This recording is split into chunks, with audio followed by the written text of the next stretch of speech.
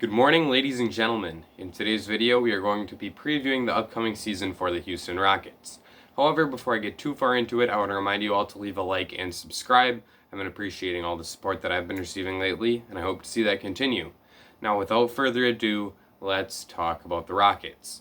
However, before I think that we can adequately preview the upcoming season for the team, I think that it's important that we reflect upon and discuss the transactions that they made in the recently concluded NBA offseason. They started off by trading Robert Covington for Trevor Ariza, the 16th pick, and a future first-round pick. This was a move that signaled that this team was probably going to look to get a bit younger, and the rest of the offseason reflected that in continuation as they would eventually sign Christian Wood, but we'll get to that a bit later. They then traded that 16th pick and Trevor Ariza for a future first-round pick and Christian Wood. Wood is a good young player. I'm not sure that he's as good as Robert Covington, and I also don't know if he ever will be, but he's certainly an influx of young talent. Definitely the best young player on this team immediately. And if he does reach that ceiling that he showed us he's certainly capable of getting to during his time with the Pistons towards the end of the year last year, then this could be a steal of a deal for the Rockets. They, in the draft, selected KJ Martin with the 53rd pick, which they received by trading a future second.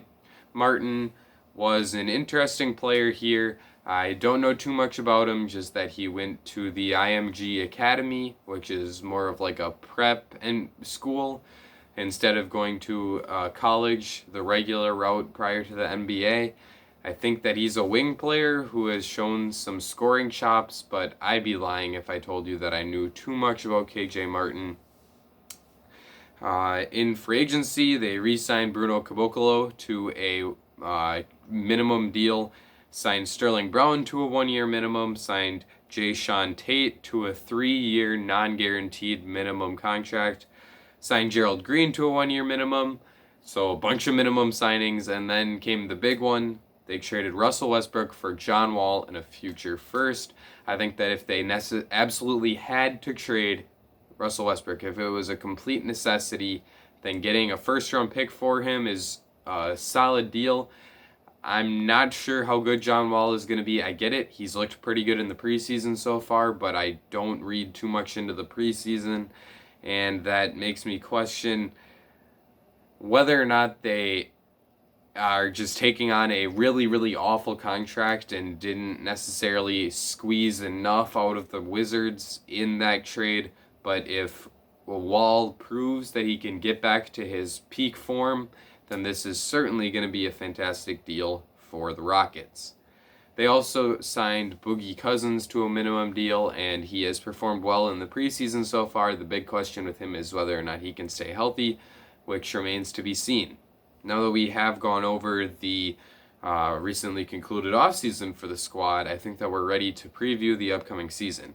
During this exercise, I go over every individual player and give my thoughts and expectations for them, and then at the end I accumulate the absolute totality of those expectations, and I make a prediction for how good or bad I think that the team is going to be. As always, we'll start at the point guard position with James Harden. Now, the Rockets are a team that I've put off for a while ago. I had this script written towards the beginning of this series. They were one of the first teams I was planning on doing. And then the James Harden rumors came out that he would get traded. And then Russell Westbrook got traded, and it started to look like those rumors really could come true. So I put it off as long as I possibly could, but at this point, I'm running out of teams to talk about, so I have to do the Rockets at some point, and I thought that this would be as good a day as ever. So with Harden, there is the potential that he could get moved, but if he's on this team, he's a terrific offensive player, does a magnificent job of scoring at a truthfully high level, the best scorer in the NBA each of the past 3 seasons. He's taken home the scoring title in each of those years. He is terrific in the step back, draws plenty of fouls on his three-point attempts, is really good getting to the rim, and is able to finish at a high level due to his strength.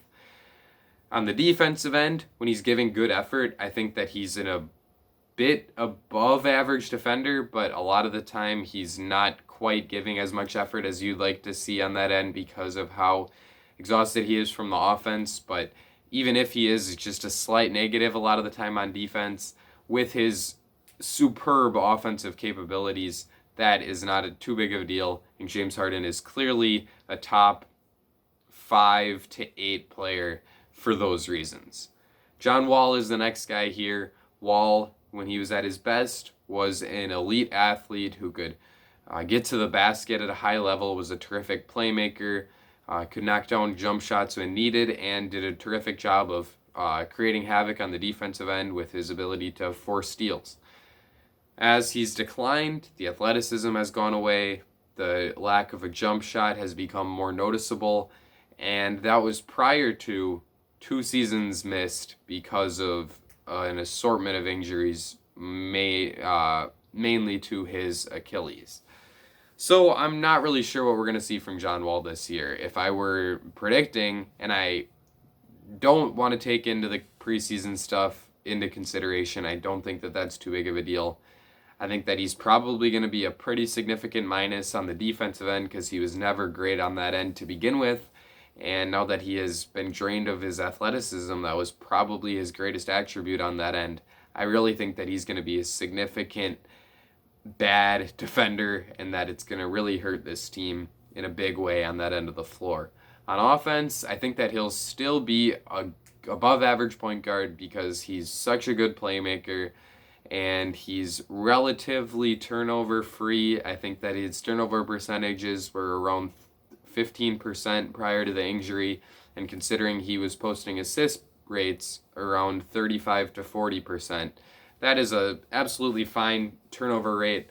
And because of that shot creation ability, I still think he's going to be good offensively, but with that plus the poor defense, I think he's going to be much closer to being an average offensive player, or an average overall player, than he is to reaching his former All-Star form. Next guy here is Chris Clemons. Clemons is one of the best scorers we've seen at the college level in years. However, he's only 5'9", and he's not very good defensively and can't create very well for his teammates. Not a good passer, doesn't see the court real well, but because of his real ability to get shots off, he's got a terrific pull-up jumper, he's got a great floater, and he's strong enough to actually finish at the rim at a high level for a really, really small dude. There's a chance that he could work out as a spark plug player off the bench who can give you some minutes during the regular season, but I don't see him ever being a meaningful part of a playoff rotation because of his defensive struggles. Last guy here is Jerry Grant. Grant hasn't really played big minutes in the last 2 seasons at the NBA level. I think that he was mainly an end-of-the-roster addition for this team, and I'm not sure that he'll get too many minutes overall. Not too much to say about him here, so we'll move on to the wing position, where we'll start with Daniel House. Now, House is maybe the most interesting player for me this offseason, and I feel like nobody is talking about him, but what is he going to look like this year? Are the Rockets going to pass him the ball? Is he going to be hated by everybody? I think there's a very real chance that either of those is an option, since this guy put the entire NBA bubble at risk because he had a bit of a hankering for women. And oh my gosh, just don't get me started. What an awful decision by this dude. But on the basketball court, he's pretty good. He's a solid three-point shooter, not anything special, and he doesn't shoot it real well off of movement. He's mostly a spot-up guy, but when you're playing with James Harden, that's most of what you're being asked to do. And on the defensive end, he's a genuine plus, does a really nice job of guarding multiple positions, is super switchable, very versatile defensively, and that certainly makes him a nice complement to James Harden on the floor. Whether or not he's actually may be able to get out there and if he's going to be on this team still moving forward remains to be seen. I don't really know what to think here. Obviously, his reputation took a huge hit with that poor decision he made, but perhaps he gets a second chance and retains his role as a decent starter slash sixth man who plays plus defense and can shoot it a little bit. Next guy here is Ben Mclemore. Mclemore actually became an elite three-point shooter in his last season with the Rockets, knocking it down at 40% from the three-point line, and that is incredibly valuable to this team. He's an excellent floor spacer, and when he does put the ball on the floor, which is actually quite rare, he's a pretty good finisher at the rim, and he's able to use his athleticism and strength to finish at a pretty high level. On the defensive end, it's another story. He struggles. He's gotten better over the years, but he still loses track of his guy when he's playing off the ball. Is not a good team defender and really makes a lot of mistakes in rotations. On the ball, he's a bit better, but he certainly isn't perfect, and he gets beat a lot of the time. However, with his offensive contributions as a shooter who actually can knock down shots at a high rate off of movement, he's certainly an interesting role player and someone that I like quite a bit and I think can really help this team as a rotational wing this year. Next guy is Eric Gordon. I am pretty down on Eric Gordon as of the last couple seasons. I think that he's pretty clearly been on a decline. He has a hard time staying healthy, and when he is healthy, he hasn't shot the ball very efficiently. He's been a clear minus on the defensive end of the floor, and he's never been much of a playmaker whatsoever. So with all of that combined, I think that he's mostly just a replacement player at this point, and considering the contract he's on for the Rockets, that is a big problem for this team. I think that Eric Gordon's contract is one of the worst in the league, and unless he can really have a bounce back year this year, I don't think that he is the impact player that a lot of people believe that him to be for this Rockets team. Next guy here is Gerald Green. Green used to be a high flyer, but as he has aged, he's lost a bit of that ability, and especially following a major leg injury, I don't think that he's going to have much athleticism remaining at all. However, he's still a good rotation NBA wing because he can shoot the ball at an increasingly high level. Over each of his past 3 seasons of playing, he's taken big jumps in his three-point efficiency, and I think that if that can continue, he really can help this team out as a floor spacer. He's also a really smart basketball player, which allows him to do well on the defensive end of the floor. While he's not the athlete he once was, he still plays with high basketball IQ and can knock down shots, and that makes him a real option for this team on the wing. Next guy here is David Nwaba, another wing who does not have high usage, rarely dribbles the ball, but is a solid three-point shooter. I think he was around 36% from the arc last year, which is certainly respectable. Where he brings a lot of value is on the defensive end, where he's a plus on-ball defender who's also decent in rotations. Definitely a nice flyer for this team to take on a minimum contract for the year, and I think that he's someone that we could see as a similar reclamation project on the wing to what the Rockets have done with players like Daniel House and Ben Mclemore and Gerald Green in recent seasons. Next guy here is Sterling Brown, who's probably yet another reclamation project. I was a big fan of Brown when he was a Buck. I thought that he was a pretty solid young player, certainly a steal at the part of the second round where the Bucks drafted him, and I really always wanted him to get more minutes, but this past season we saw him take a huge step back. He usually had been a high-level finisher at the rim because of his athleticism, but he only shot at about 40% on two-point field goals last year, which is about as bad as it can get.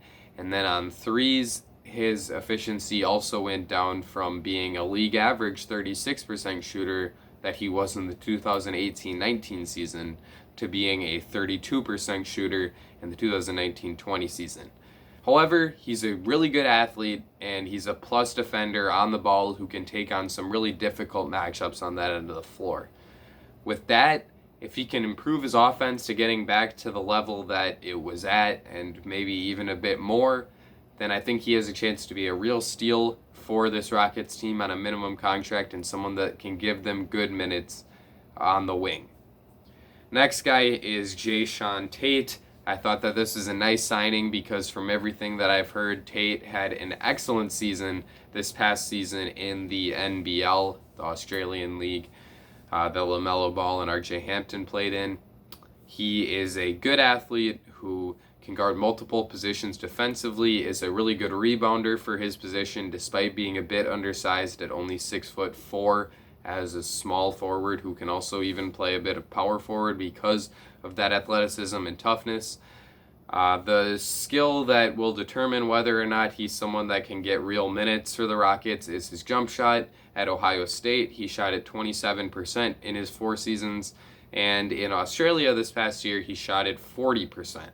So if he's closer to that 40% mark being the shooter that he actually is instead of the 27% mark, I definitely think he's someone that could sneak in to this Rockets rotation and be a guy who can really surprise a lot of people by being an impactful player on a playoff-ish team.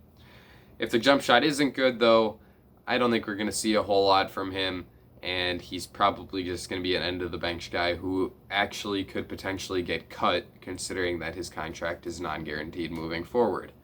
Now that we've covered all the wings, we're ready to move on to the big man position, where I think we have to start with the newly acquired Christian Wood. Wood is a really strong offensive big man who can finish at the rim at a high level, is a really plus stretch big man, shot it at a 38.6% mark from the three-point line last year, is also a good rebounder, and is an okay rim protector, not real versatile, can't guard many positions on the defensive end aside from opposing centers, which might be a bit of a problem in this Rockets system that is very switch heavy. But on the offensive end, he's such a good scorer from pretty much all 3 levels where he's established himself as a threat, both in the pick and pop and the pick and roll. You really have to take into consideration either one, and I think that we could see him establish some terrific chemistry in the 2-man game with either James Harden if he sticks around, or if he's traded, then with John Wall. I think that this could be a huge year for Christian Wood. We could see him take a big jump and really establish himself as a top 75 player in the NBA. He's definitely a guy that I'm going to be watching closely to open up the season, and he's probably the best young player on this team moving forward, and the guy that, if Harden is traded, is going to be a big piece of their rebuild, as scary as that sounds. Next guy here is PJ Tucker. I've always been a big PJ Tucker fan. I've probably overrated him quite a bit over the years. This past postseason, I was made fun of quite a bit for calling him a top 50 NBA player. But I really think that the impact that he makes on the defensive end of the floor and as a rebounder, despite being undersized at only 6'8" for a big man, is just so impactful that it really increases how important he can be. He's perfect for this switch-heavy Rockets scheme.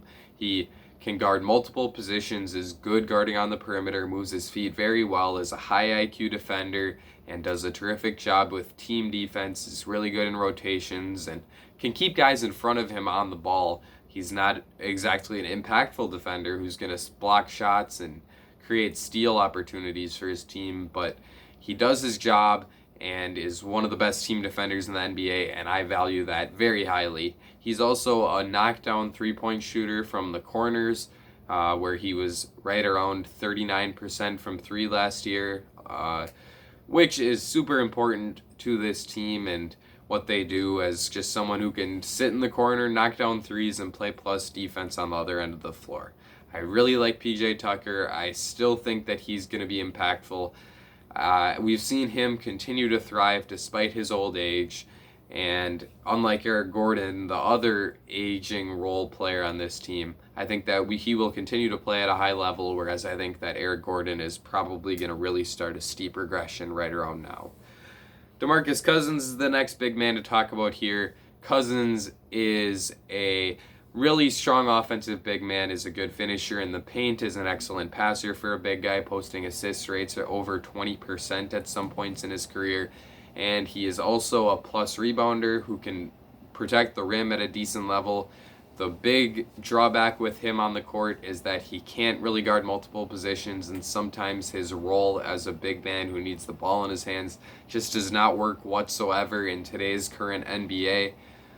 But all of those problems are pretty much made up for by his pluses on the basketball court, and he genuinely is a really good player who's important to this team. The thing is, though, he can't stay on the court. He's super injury prone, missed the entirety of last year, couldn't stay healthy for the Warriors the season before that, and couldn't stay healthy to the Pelicans the year before that. So is this going to be any different? Is Boogie going to be able to stay on the court? If he can, he's just another wrinkle to this Rockets offense that really has a chance to be one of the best in the league. If he can't, well, then it might be cut city to free up a roster spot.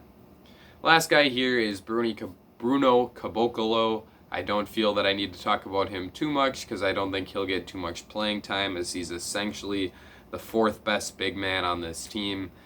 He's always excited with his physical talents, but it's never really worked out on the court. He's become a pretty decent rim protector, but he's a general minus on the offensive end of the floor where he's not super effective. Not too much to say here, so I'll move on to summarizing the team as a whole. Oh, wait. They also have Mason Jones on a two-way, and I wanted to point that out because Jones was someone that I had in my top 40, I believe, on my draft board heading into the draft. He's a super cocky guy, you could say, because he's called himself the best player in the draft in the past. He has said that he's going to be a future All-Star, but I admire that in a guy. He's willing to bet on himself, and I think that this is a really nice move by the Rockets to pick him up as a priority two-way. So, now that we've talked about each player individually, I think we're ready to discuss the team as a whole.